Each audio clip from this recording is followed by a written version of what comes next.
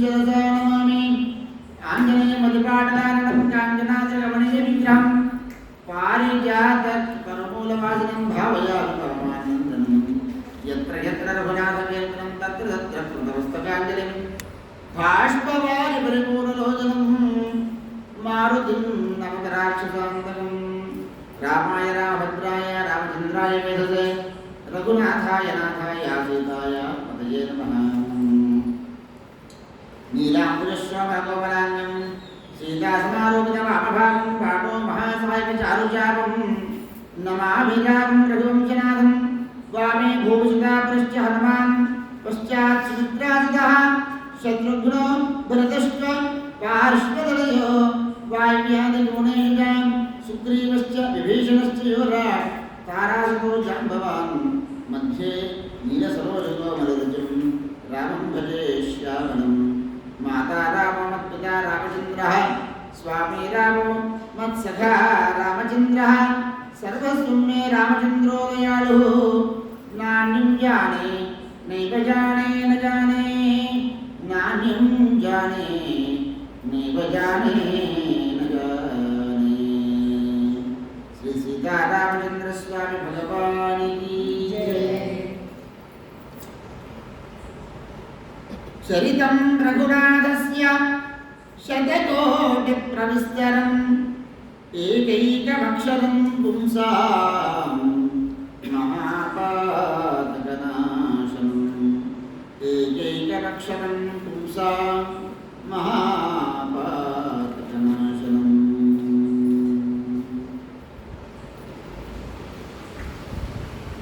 నిన్నటి రోజున ఆ రామచంద్రమూర్తి స్వామి అరణ్యవాసములకు వెళ్ళడం నిర్ణయించుకోవడం, ఆ తర్వాత లక్ష్మణుడు కోపోద్రిక్తులు అవ్వడం, దశరథుని బంధిస్తాము యుద్ధం చేద్దాము అనేటువంటి కోపోద్రిక్తుల్లో నుండి ఆ లక్ష్మణస్వామికి రాముడు తత్వోపదేశం చేయడం, ఆ తర్వాత సీతాదేవి వెళ్ళి అరణ్యానికి వెళ్ళేటువంటి ప్రయత్నంలో ఆ సీతాదేవి కూడా రాముడితో పాటుగా వచ్చే విధంగా ఆ అమ్మవారు ఆ స్వామిని ఒప్పించడం, ఇదంతా కూడా జరిగింది. ఈ రోజు నుంచి అయోధ్యాకాండ 5వ సంధ్యాయం ఆరంభమవుతుంది. ఆ పరమేశ్వరుడు పార్వతీదేవితో చెప్తూ ఉన్నాడు. శ్రీ మహాదేవ ఉవాచ ఆయాంతం నాగరాత్ దృష్ట్వా మార్గే రామం స జానకీం లక్ష్మణేన సమం వీక్షః ఊచుః సర్వే పరస్పరం. కైకేయా వందనాది శ్రుత్వా దుఃఖ సమావృతః బచరాజా దశరథः సత్యసంధం ప్రియసుతం. ఆ పరమేశ్వరుడు చెప్తూ ఉన్నాడు మహాదేవుడు, ఓ పార్వతి వినుము, సీత లక్ష్మణుతో సహా ఆ రామచంద్రమూర్తి వచ్చుటను నగరవాసులంతా చూస్తూ ఉన్నారు. కైకేయి వరప్రధాన సమాచారమును జనులు అప్పటికే తెలుసుకుని ఉన్నారు. వారు దుఃఖపూరితులై మార్గమున తమలో తాము ఇలా చెప్పుకుంటూ ఉన్నారట, అయ్యో ఎంతటి విభత్సము కలిగింది, ఎంతటి అన్యాయం జరిగింది ఆ రామునికి. కామోషుడైనటువంటి దశరథ మహారాజు ఒక స్త్రీ కారణంగా సత్యసంధులకు తన ప్రియపుత్రుని వదిలిపెట్టున్నాడు. ఇంకా సత్యసంధత ఎక్కడిది? ఇంతవరకు శ్రీరాముని మిక్కిలి ప్రేమతో చూచుచూ శ్లాఘించిన కైకేయి కూడాను ఇంత దుష్టురాలుగా ఎందుకు మారినది? సత్యవాదియు ప్రియదర్శనుడు రామునికి వనవాసమేలా విధించినది. ఆమె అంత క్రూరకర్మురాలు, బుద్ధిహీనురాలుగా మారటకు కారణం ఏమిటి అని ఆలోచించుకుంటున్నాడు. ఎందుకు ఇలా జరిగింది? ఆడవాళ్ళు అంతే, అందరూ కూడా ముచ్చటించుకుంటారు కదా ఏమి జరిగినా కూడా. ఏ కారణంగా జరిగిందో తెలియటం లేదు. సోదరులారా, మనము ఇక ఉండగలరు. మనము కూడా సీతారామ లక్ష్మణుడు చేరినటువంటి అడవికే వెళ్ళదాం. మనము కూడా అటు చూడు, జానకి పాదచారి అయి పిలుచు ఉన్నది. త్రిలోక సుందరిగా ఆమె ఏనాడైనను పరపురుషుల కంటబడిన ఆమె కూడా నేడు ఎట్టి తెర లేకుండా అంటే ఆవరణ లేకుండానే సాధారణ జనసమూహములో కాలినడకన పిలుచు పోచున్నది, నడుచుచూ వెళ్తున్నది. జనులారా, సర్వలౌకిక సుందరుడు, సర్వలౌకిక జగత్ సుందరుడు అయినటువంటి రామచంద్రుని చూడు. ఆ ప్రభువు ఈరోజు గజాసురుని అధిరోహింపడయే పాదచారి వెలుచు ఉన్నాడు. కైకేయి అను పేరు గల ఈ రాక్షసి అందరిని నాశనం చేయి పుట్టినది. సీతాదేవి రీతిగా ఈ విధంగా పాదచారి పోచుండగా రాములకు కూడా ఎంతయో దుఃఖం కలుగును కదా. కానీ మనం ఏం చేయగలము? ఇందు దైవగతి ప్రబలమైనది. దాని ముందు పురుష ప్రయత్నము దుర్బలమే అగును సుమా. దైవ నిర్ణయానికి భిన్నంగా మనం ఏమి చేయగలము అని ఈ విధంగా దుఃఖార్తైన సాధుహృదయులకు పౌరులను చూసి వారి మధ్యనే ఉన్నటువంటి వామదేవుడు మునిపుంగవుడు ఈ విధంగా చెప్తున్నాడు.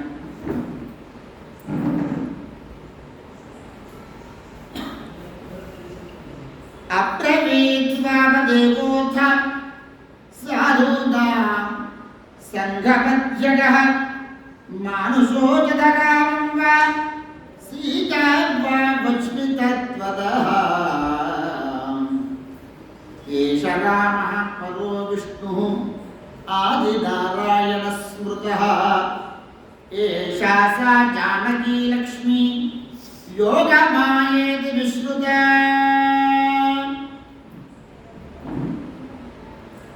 ఓ జనులారా, ఓ గుణపుంగులారా, ఓ సాధుజనులారా, మీరెవ్వరు కూడా రాముని గురించి ఏమాత్రం కూడా సీతల గురించి కానీ ఏమాత్రం శోకింపవలదు.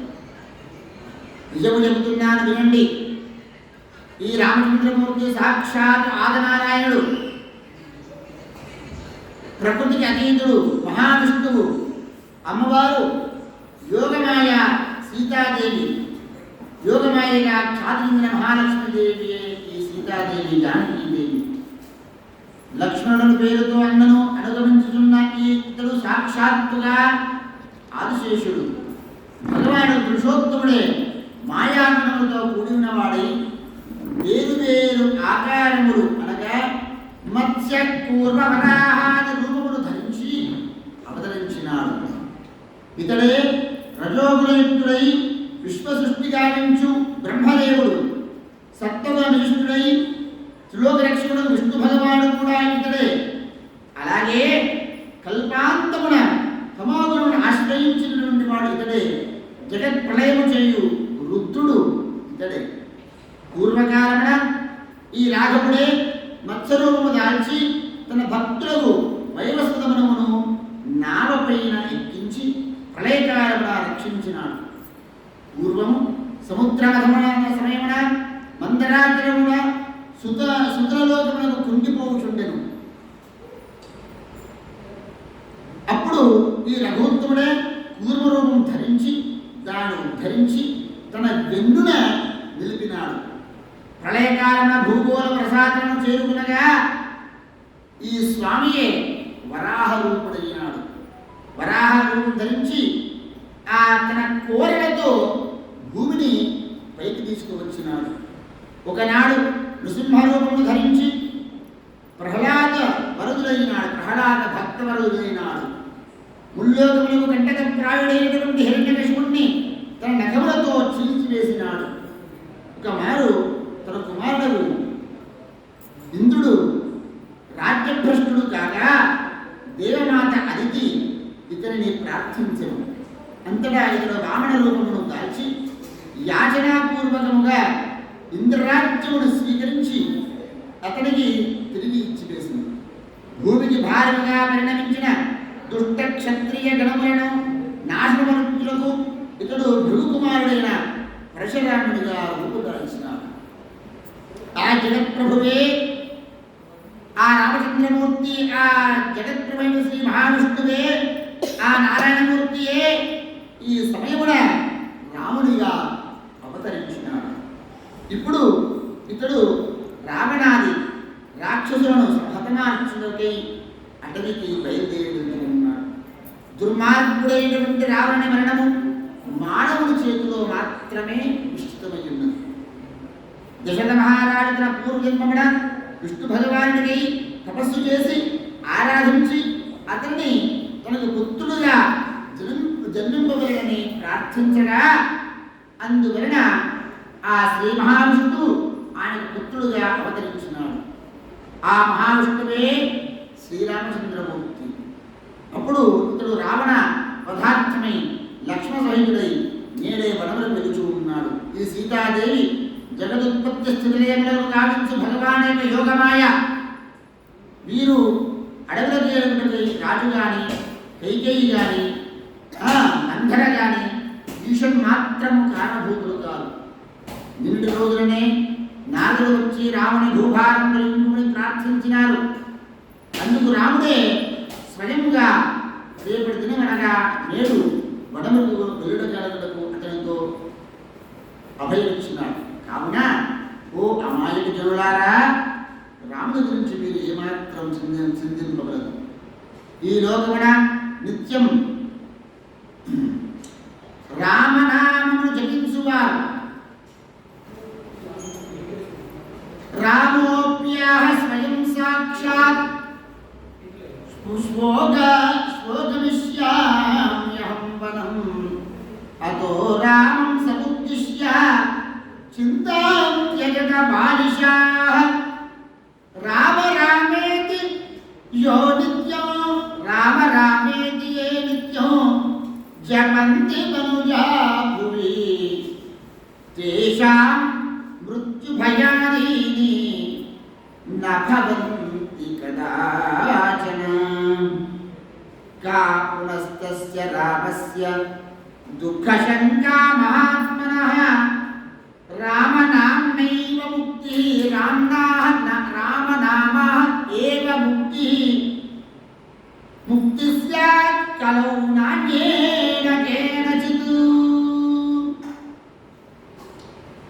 ఈ లోకమున నిత్యం ఎవరైతే రామ రామ రామ రామ రామ అని ఎవరైతే రామనామమును జపించువారైతే ఉంటారో ఎన్నుడు కూడాను మృత్యుభయాదులకు పొందరు. ఇంకను మహానుభావుడైన రాముడికి దుఃఖము కలుగునని సందేహం ఎక్కడిది? ఇంకా రామనామానికి అంత భక్తి కలిగినట్టయితే రాముడికి ఇక్కడ భయం ఎక్కడిది? ఎందుకు ఉంటుంది? రాముడి వల్ల ఎవరికి భయం ఉంటుంది? దుష్టులకు భయం ఉంటుంది, రాక్షసులకు భయం ఉంటుంది, సాధుజనులకు మనుష్యులకు భక్తులకు ఎవరికి కూడా రాముడి వల్ల భయం ఉండదు. రాముడి వల్ల మృత్యు భయం నుండి బయటపడతారు. కనుక రాముని అర్చించిన వారు రామనామాన్ని జపించినటువంటి వారికి మృత్యు భయము అనేటువంటి మాట ఎప్పుడు కూడా ఉండదు. కలియుగమున ఒక్క రామనామం వలననే ముక్తి లభించును. వేరే ఉపాయం లేనే లేదు. జగత్కర్త ఈ ప్రభువు భక్తులకు తన గుణ జ్ఞానము చేయని అవకాశం ప్రసాదించులకు రావణ సంహారం గావించులకు మాయా మానుష వేషమున లోకమున లీలలు గావించుతూ ఉన్నారు. భగవంతుడు ఎక్కడ కూడాను మనుష్యావతారం ఎత్తుతూ ఉంటాడు. తను చేసేటువంటి ప్రతి పని లీల, అది కర్మ కాదు. మనం చేసే పని కర్మ, భగవానుడు చేసేటువంటి పని లీల. ఆయన మనుష్యుడిగా ఏం చేసినా, దుఃఖించినా, యుద్ధం చేసినా, తాను ఒక బోయవాడి చేతిలో కృష్ణ భగవాన్ బోయవాడి చేతిలో మరణాన్ని పొందవలసి వచ్చినా, అదేవిధంగా ఆ దుష్టుల చేత అవమానింపబడినా, యుద్ధము చేసినప్పటికీ కూడాను అన్నీ కూడా ఆయన లీలలు మాత్రం ఏమాత్రం కర్మవశాలు, కర్మ యొక్క పాశములు, కర్మఫలాలు ఏమి కూడాను, కర్మలు ఏమి కూడాను ఆ భగవానికి ఏమాత్రం కూడా ఉండవు. అంతేగాక దశరథుని మనోరథము నెరవేర్చుకు కూడా ఇతడు మానవ శరీరము దాల్చి ఉన్నాడు. ఈ విధముగా పలికి మహాముని వామదేవుడు మౌనంగా వహించినాడు. ఈ మాటలు విని అక్కడి వారందరూ శ్రీరాముని సర్వవ్యాపక మహావిష్ణువుగా గుర్తించి తమ యొక్క హృద్గతమున ఉన్నటువంటి సంశయము పోగొట్టుకున్నారు. వారు శ్రీరాముని మనస్సులో విడువక స్మరిస్తూ రామనామాన్ని జపిస్తూ ఉన్నారట.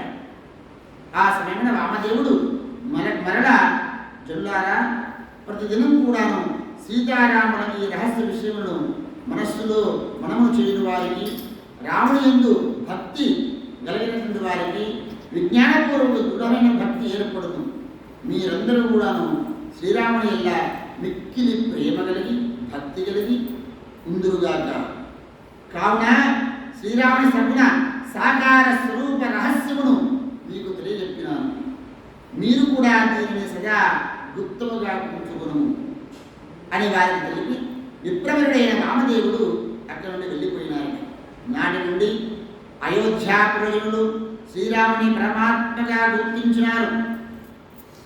అనంతరం రాముడు నేరుగా తండ్రి అయినటువంటి మందిరంలోకి వెళ్ళినారు. వెళ్ళి సీతాలక్ష్మణ సమేతుడై అక్కడికి చేరి అతడు కైకతో అంటూ ఉన్నాడు, అమ్మా రామచంద్రమూర్తి అంటున్నాడు,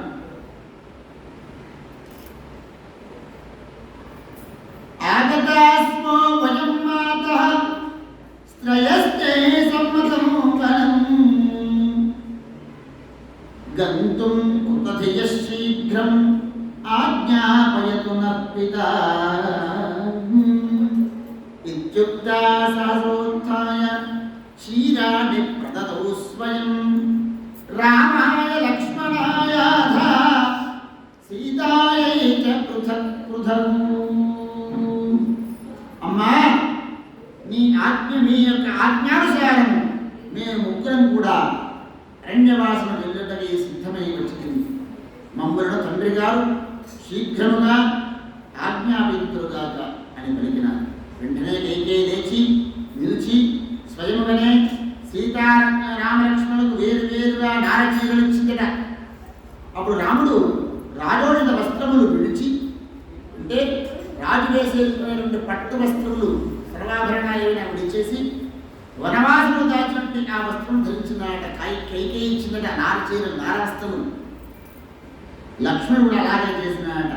కానీ సీత ఆ వస్త్రం ఎలా ధరింపబడినో తెలియక చేత పట్టుకుని రాముడి వైపు సిగ్గుతో చూస్తూ ఉన్నది. అంటూ రాముడు ఆమె ధరించిన వస్త్రం పైనే దాన్ని చుట్టి వేసినాడట.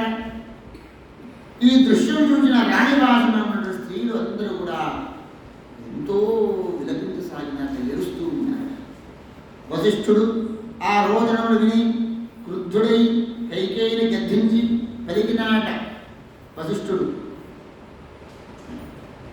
ఓ దుష్టురాలా, నీవు కేవలం రాముని యొక్క వనవాసమునే కదా కోరితివి, మరి సీతకు కూడా ఈ వరకలే ఇలా ఇచ్చింది. అంటే ఈ నారచీరలు ఏ విధంగా ఇచ్చినారు? పతివ్రతకు సీత భక్తి వశమున రాముని వెంట వనములకి పోదలిచ్చినది. సమస్త ఆభరణంతో అలంకరింపబడినదై దివ్య వస్త్రములతోనే వెల్లుడుగాక ఆమె రాముడి యొక్క వనవాస దుఃఖమును దూరము చేయించు అతనిని ఆనందింపజేయుగాక.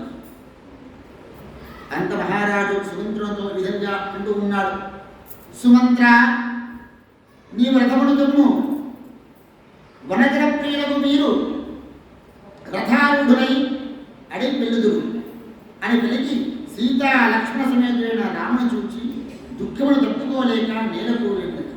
ఆ రామచంద్రమూర్తి, ఆ దశరథ మహారాజు కన్నీరు మున్నూరుగా ఏడవసాగినాట.